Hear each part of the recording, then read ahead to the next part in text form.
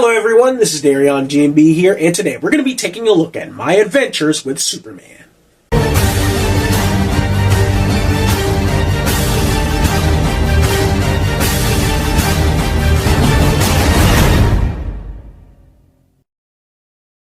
My Adventures with Superman is the newest Superman animated series, released on Adult Swim, for some fucking reason, in the year 2023.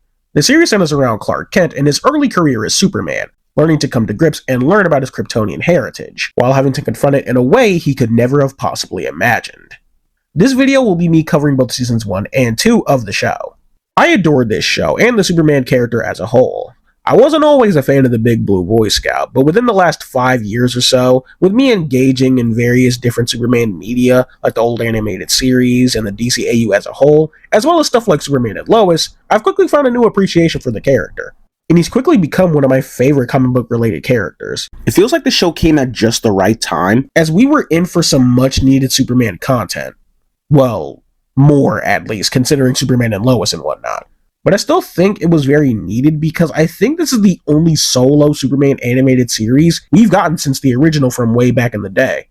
And it's actually really damn good. Season 1, like I said, focuses on Clark's early days as Superman. But the heart of the story is him learning about his Kryptonian heritage. The show has a villain of the week format with a connecting thread that both works in some aspects, but doesn't work in a few others, as we'll get into in just a bit. But I did like how they handled the whole mystery aspect.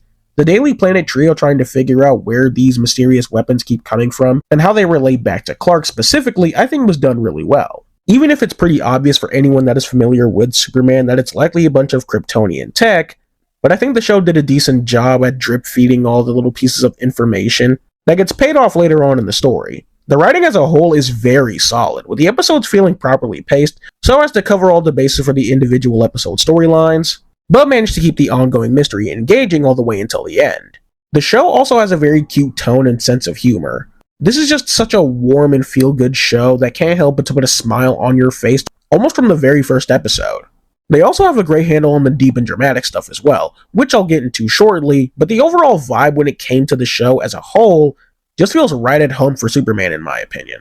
I also really like how the show brings more attention to the Daily Planet, more specifically the Daily Planet crew, with Perry, Steve Lombard, and Cat Grant all having pretty prevalent roles as minor characters, and they're all really fun and each have a fun dynamic with the main trio.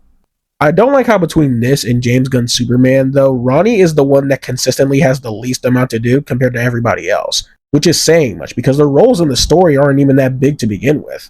I as well love the different stuff they did to make this universe feel unique. Choosing to utilize stuff like Electric Blue Superman to display his Kryptonian powers was really cool. The show has a lot of very clear anime inspiration in regards to stuff like the art style and fight scenes and whatnot, and this is one of those things that I think fit really well here. Not something I need to see for other Superman media, but something I still think was really cool. On top of that, and I may be getting a bit ahead of myself on this front, I love how they handled Kryptonite as well. This show has my respect for being the first piece of Superman media, at least to my immediate recollection, to make Kryptonite look legitimately painful. Like, I don't think folks understand how important this kind of thing is. Kryptonite has more often than not been shown to have a very vague effect on Superman. Yeah, we know it hurts him, but for a superpowered being like Clark, it's never been clear to the viewer to what degree of pain he's actually going through. He either gets a little faint when near it, or goes unconscious, etc. This is the first piece of media, again to my recollection, that makes it look painful. You see the shit coursing through his veins, and shards start piercing through his skin and shit. He's hyperventilating, and it all just looks genuinely unpleasant, and I wouldn't mind if future Superman media kinda took this approach with Kryptonite. This show also took a few neat approaches with introducing and utilizing different DC-related characters. In some ways I like, and in other ways I think it's just kinda odd. Having Monsieur Mala and the Brain be key figures in the story, let alone them being good guys, was a genuine surprise, but one I found working pretty well as they were fun and pretty sweet together. Vicky Vale I think was utilized pretty well too, mainly in relation to how she ties into Lois's story throughout the show. The show also utilizes a mix-up of different DC villains as well as traditional Superman rogues. They use guys like Heatwave, Deathstroke, Mist, Roughhouse, etc. that normally aren't affiliated with Superman and work them into being antagonists for this series, which doesn't bother me, but I just find it a tad weird is all. but I still do find it interesting how they establish a wider universe with all these little Easter eggs and references, which is pretty sweet. The absolute heart and soul of the show, however, are undoubtedly the Daily Planet trio themselves. Clark, Lois, and Jimmy are such fun characters in this show. I absolutely adore Clark here. The easiest thing you can do to make Clark likable and endearing is just to make him an honest and kind person, and this show not only pulls that off, but also adds more of a dorky, awkward quality that just makes him more likable. Clark's whole journey throughout this season is him trying to figure out who he is and what place he has in this world. Was he sent here to destroy it, or for some other purpose? It was neat to see him go through this kind of journey. I really dug the decision to have Clark fail to connect with Jor-El because of a language barrier, which just makes his departure all the more tragic because Clark doesn't get the full grasp of the story on Krypton, to the point where he believes his father expects him to conquer Earth. But once the two finally reach an understanding, it's kind of too late and he can't get the time back. I know I jumped ahead a bit when it came to that, but I just found it super interesting. Clark was done really well, like I said. And in this season in particular, seeing his inner turmoil with the prospect of being brought here to just be used to cause destruction was pretty heartbreaking. But I love how with his confrontation with Parasite, even though he doesn't have the full picture, he still stands firm in choosing to protect the Earth, despite thinking he's meant to destroy it. I especially love how they even tried to tie the whole evil Superman thing into the conflict as well, just to reinforce how naturally good-natured Clark himself is. He just had a really touching story this season. Lois Lane was absolutely incredible as well. It's funny because on paper, this is pretty much textbook Lois Lane. She has that spunk, she has that moxie, a real go-getter attitude. She's shown to do some crazy shit to prove a point or to get what she wants, but her energy has been turned all the way up, to where she's a tad more clumsy and awkward, and I don't know, I found her super endearing. While it doesn't take up a lot of the season, I like the stuff we get with her, and her dad, Sam Lane, where you can see him being kind of distant in her childhood really affects her behavior now, and even her relationship with Clark, which I guess I'll get into it now. So much of what makes this show work is the romance between Lois and Clark. I think at a point in time where superhero romances can often be seen as dipping its toes into being forced melodrama and stuff like that, I'm glad the writers of this show knew they had to lock the fuck in when depicting one of the best romances in comics, in my opinion. They have unbelievably good chemistry and are insanely cute together. I love how her rebellious nature clashes with this mild-mannered goodness so well. And the show just did an immensely good job at portraying these two as a couple, when even their little spats and disagreements don't come off as forced and feel right between both of their characters. I'm going to try to keep this brief because, like Invincible, this has been talked about to death, but can we for the love of fuck stop acting like Lois getting mad at Clark for hiding his identity is the same thing as the Amber situation in Invincible?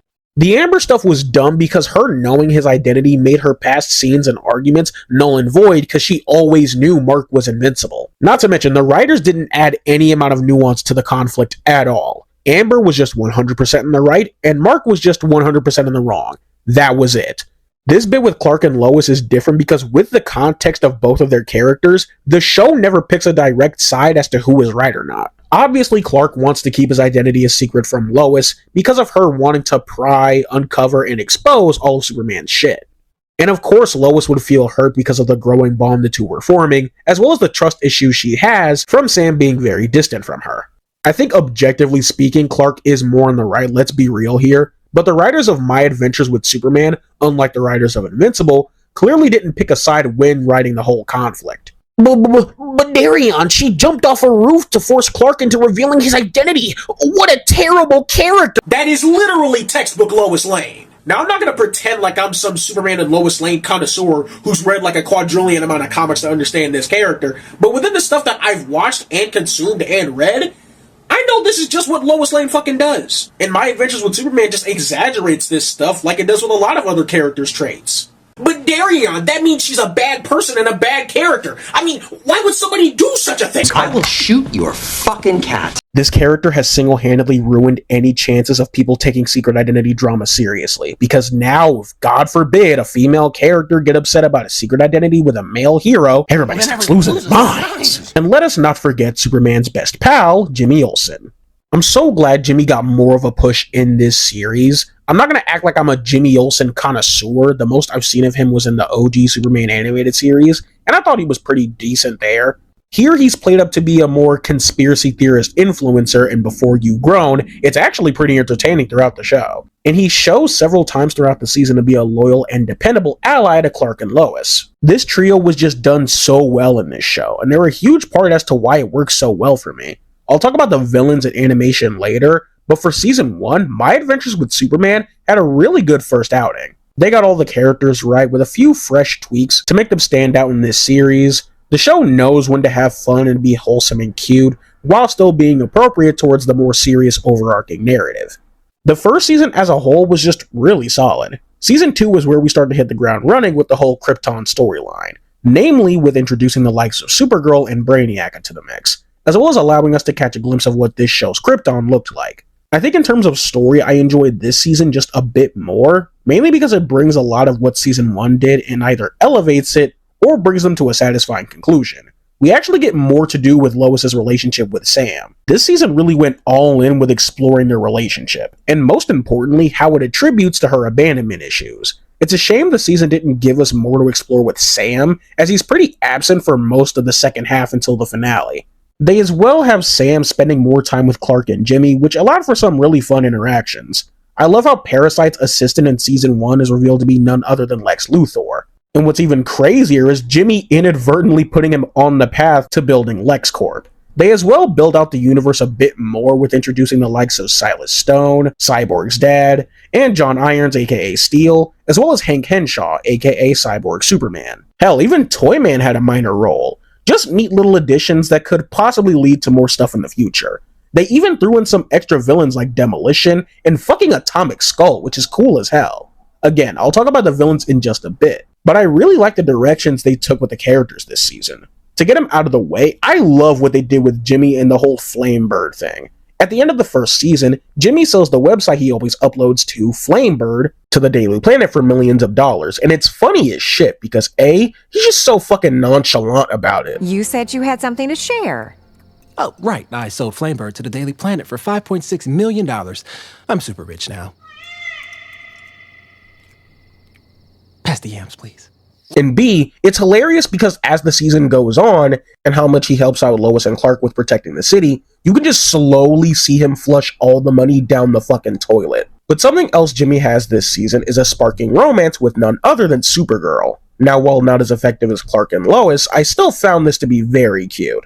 Speaking of which, Lois and Clark as well were once again done extremely well in this season. In this season, Clark's isolation and feeling like a freak is at an all-time high, with Lex Luthor stirring the public perception of the Big Blue Boy Scout, which in turn leads to him summoning none other than Kara. And alongside that, like I mentioned earlier, this season dives more into Lois's abandonment issues. With so much of her childhood consisting of Sam trying to push her to be able to handle herself, it caused the two to become more distant. I love these, especially because of how they wrap back around into Clark and Lois's relationship, where halfway through the season, they kind of break up for a bit. With Lois not thinking she'll ever be good for Clark, toppled with her dad abandoning her again, and Clark really took it hard, as it causes more turmoil whenever Brainiac is warping his memories in order to manipulate him.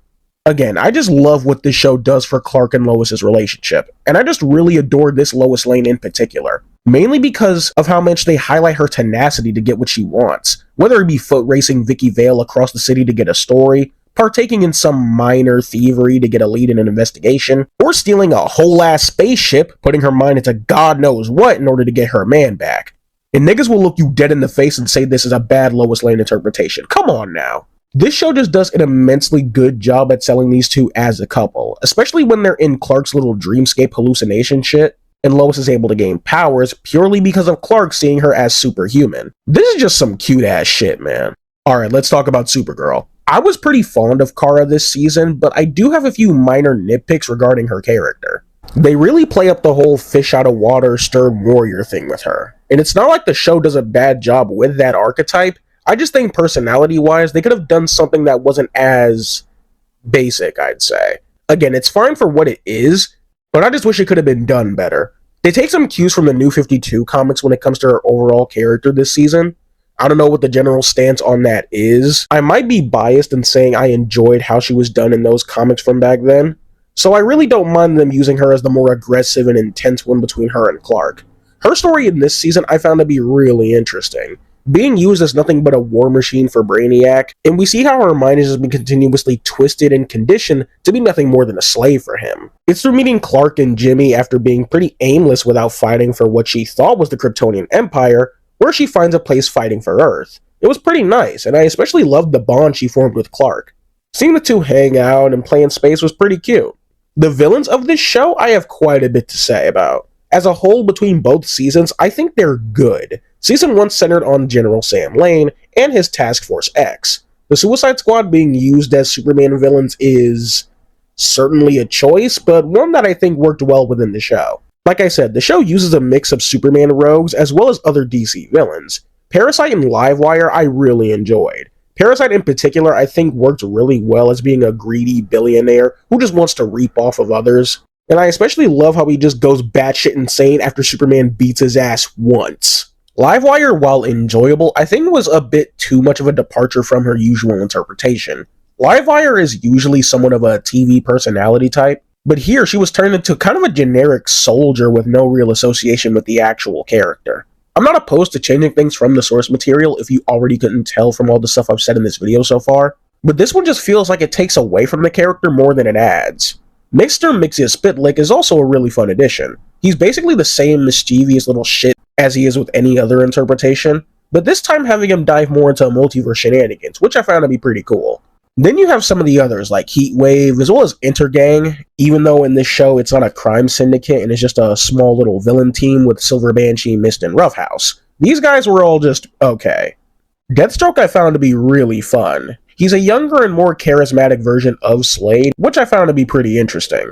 Using him as a villain against Superman was just really fun, as we don't get to see something like that too often.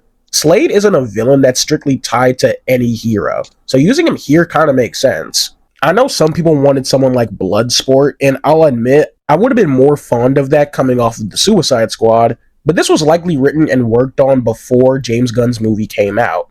So I don't really see them utilizing what was at the time a really obscure character. Sam Lane worked really well as the season's antagonist, as they really did a good job building him up, and the mystery behind why this Krypton tech is even on Earth to begin with. Being at the center of a failed Kryptonian invasion led him to spending his life waiting for them to return, and that puts him right in the crossfires of Superman. I think this was really interesting, and like I mentioned earlier, I love the stuff they do with his and Lois's relationship. Season 1's villains were good, but there is an underlying problem I have that's very quickly noticeable when watching, and it's that all of these villains are tech-based and acquired their abilities through Kryptonian technology. Now, this works well within the plot of the overall show, but it makes all of them feel really samey. And it also contributes to another problem I'll get into when discussing the animation and stuff. I feel like a clever way to circumvent this would be to have a few of the others get kinda mutated and affected by the technology, like Livewire and Parasite were, just to really spice things up a bit more. The next season kinda improves on this with Demolition and Atomic Skull though. The second season elevates Amanda Waller as a pretty big threat, taking Sam's place as the head of Task Force X after he went AWOL at the end of Season 1. She was honestly really good as a villain, as you see just how ruthless she is in protecting the planet. It's really cool because they put a highlight on the friendship she and Sam had, but you can just see how much of a priority protecting the planet is, as she's shown to sabotage Lane in order to take control of the task force. And even more with experimenting on non-violent inmates in prison. Waller was just as cold and ruthless as you'd expect her to be. Lex, I think, was pretty good in this season. We're sure to get more of him in the following season, but I just love how we see him weasel his way into all these different factions that'll resort in him rising to power in Metropolis. I especially love how in the finale he shows where his loyalties lie, and it'll more often than not be solely in himself. Another nitpick, but I'm honestly really getting tired of seeing this skinny and scrawny Lex Luthor. It's not a huge deal, but I just prefer to have a Lex Luthor who doesn't look like I can snap him like a twig, you know? Brainiac. God damn. This has easily become one of, if not my favorite versions of this character. He just has this sick air of menace to him. The way he callously and carelessly torments Clark and Kara. The way he speaks is almost akin to a Satan-like figure. Yes. Jor-El discovered my plans and smuggled you out, minutes before I ripped Krypton from the heavens and cast it into hell. But I still won. I found Kara, and now you will have to make a choice, Kal-El. Like many other interpretations, he is the true reason Krypton fell, and serves as the ultimate villain for Clark and Kara to face off against. But the show took it a step further, which I found to be very interesting. Being an AI program built for the Kryptonian Empire, when they were seen to be losing a war, the higher-ups of the planet decided to negotiate peace, which would result in their warmongering AI program to be decommissioned, which resulted in Brainiac wiping them all out and continuing to wage war and destroy planets in the name of the Krypton Empire. That is some real interesting ass shit and was handled incredibly well. His design leaves a lot to be desired and is mainly carried by the performance of Michael Emerson. I do have a few issues with how they depict Krypton. This is kind of a nitpick, but I don't really vibe with them just having powers on the planet. Rather than being a planet of relatively normal people, technologically advanced yes, but still relatively normal, they are instead a world of super beings. It's not a major thing, but it's just something I can't entirely get behind, as it kind of just makes Kara and Clark a little less special in my eyes, considering that they're usually among the few Kryptonians to even have powers like this. And even though it wasn't intentional on the writer's part, at least I don't think so, it feels like Krypton in this show takes a few too many cues from stuff like Invincible with the Viltrumites and whatnot, mainly with them being a race of warring planet conquerors and stuff. Although Brainiac explains it's due to them continuously evolving with each generation, which I'll give credit for, is kind of a neat spin on it, and them being a warring race did make for a neat little addition to Brainiac's character. Season 2 was just really solid. It elevated and expanded greatly on stuff presented in Season 1, as well as brilliantly wrapping up this particular saga in the characters' lives. The animation and art style for My Adventures with Superman is fantastic. Dare I say it's amazing. The anime inspiration is very clear, and it's nice to see the overall quality is quite consistent between both seasons. The colors and lighting are consistently beautiful, and the action as well looks great all throughout. I think an important thing when making a Superman project is properly utilizing his powers. Because Superman is often looked at as boring because he's too powerful, but if you make him look weak, people will think he's a little bitch and not all he's cracked up to be. I'm not one to dive deep into power scaling with the media I consume, but I think they had a great handle on portraying Clark as a powerful figure, but nowhere near invulnerable. I wanted to say invincible so bad, but it fell too on the nose. He can get staggered, hurt even, and it happens a lot throughout the show. It also helps that this is still when he's early in his career, not to mention almost all the people he faces in the show are upgraded with Kryptonian tech. There are one or two moments where I think him getting overwhelmed isn't all that believable, and it's kind of just done for the sake of the plot. But those moments are pretty far and few between. The character designs, for the most part, I really do like. Superman's suit in particular has a bit of a problem with unnecessarily darker parts around the arms and torso. Like seriously, what purpose do these sections even serve? Why not just make it a whole light or dark blue? But I love how important they decided to make the trunks. See, this is exactly why Mrs. Kent is the superior of the two Marthas between the Kents and the Waynes. She took one look at Clark's suit and knew it needed a little bit of something extra. Like the suit needed just a little bit more sauce added to it. You didn't see Martha Wayne give Bruce trunks to spice up his superhero outfit is all I'm trying to say. Didn't she die like 18 years before Bruce became Batman? You say that like it negates my point. But they changed Clark's outfit at the end of Season 2 and removed the trunks, so forget everything I've said this far, this show's fucking dead to me. But yeah, I really dig each of the characters' designs, and the more subtle choices, whether it be clothing and whatnot, that do a decent job at establishing their core characteristics. If there is a problem I have with the designs, it'd be for the villains, because for a majority of them, their designs are so drastically out there that it's often hard to tell who the character is even supposed to be. Like, you would not be able to tell this is Silver Banshee, Heatwave, or Mist unless someone fucking told you, and I think that's a bit of a problem, not to mention Steel. And a minor issue I have with the animation is that they opt to use this really poor-looking 3D animation for all the robot-related stuff, which just doesn't look that good. I don't know if this was the cheaper alternative or a stylistic choice, because it makes Steel's design look even worse to me. The voice cast, however, was absolutely incredible. Jack Quaid fits surprisingly well as Superman. He has the mild-mannered and dorky energy down-packed, but I feel like it's lacking a bit of oomph that should come with Superman. Superman sounding like a regular dude is fine, but I feel like there should be a bit of a larger-than-life quality to his voice. And I don't think Quaid ever gets to that level. Regardless, I still thought he was good. Alice Lee was absolutely fantastic as Lois. She does a great job at bringing this Lois's eccentricities to life, and she just has so much energy I can't help but love it. Ishmael Saheed was great as Jimmy, as well as Kiana Madeira, I hope to God I pronounced that right, as Kara. Michael Emerson, as I said before, was fantastic as Brainiac. Deborah Wilson killed it as Waller, and it's no surprise she'd go on to reprise the role in the Suicide Squad game. Joel De La Fuente as Sam Lane was really good. Chris Parnell was admittedly a little distracting as Slade at first. Couldn't get that Jerry Smith image out of my head every time he spoke, but after a while I quickly got used to him, and he honestly works way better than he has any right to. Just an overall solid voice cast. Overall, My Adventures with Superman is just an incredible series, and one that I think we very much needed.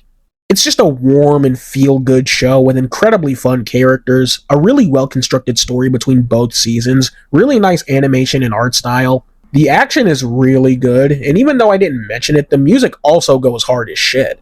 It does what it needs to, and it does it incredibly well, with the romance between Clark and Lois being at the very heart of the whole thing. And it's just a really damn good show, man, and I cannot wait for Season 3. So, with all that said, if you agree or disagree with anything I've said in this video, let me know right down there in the comments below. Also, be sure to like, subscribe. This has been Darion GNB, and take care.